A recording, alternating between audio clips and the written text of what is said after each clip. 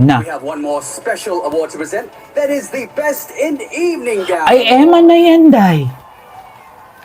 Ibigay nyo kay Emma. And the Best in Evening Gown Award goes to Emma! Miss Philippines! Mexico. Woo!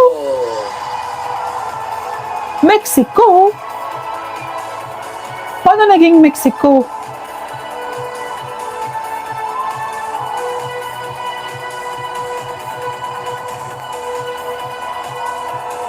Ano na naman to? Congratulations to Miss Grand Mexico. Anong best in evening gown dyan? The Best in Evening Gown Award.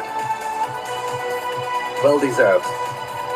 Anong well-deserved? Hindi nga eh. Ladies and gentlemen, Nakakahiya it is naman kay time. Ghana, Are you nakakahiya ready naman for kay one of the most Philippines. Exciting moments this evening.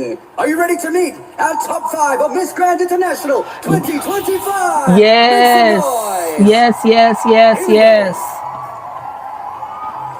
Starting off, Oh my Lord. top 5 MGI 2025 is Miss Grand Ghana. Oh my God. Ipasok niyo si Emma. Ipasok niyo si Emma. Oh my gosh. Uy, hawak kamay tayo mga mi. Hawak kamay tayo.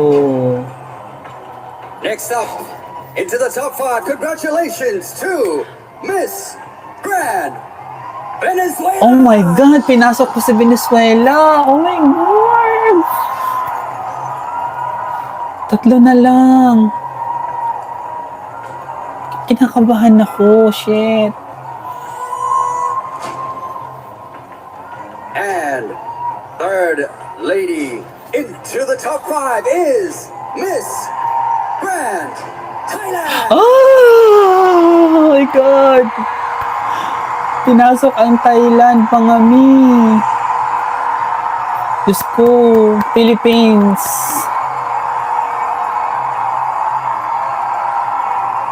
Hala, kinakabahan ako. Oh my gosh.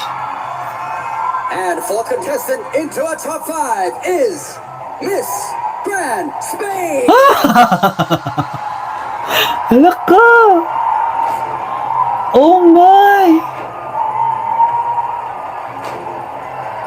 Hala. And the final contestant into our top 5 MGI 2025 is Miss Grand Philippines. Ah! Pumasok! Ah! Pinakabalang tayo!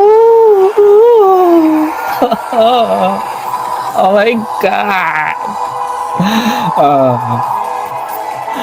Day, ang gown, ang Catriona level. Tapos, abutin na lang hindi tayo nag-best in gown kasi baka hindi tayo manalo, no?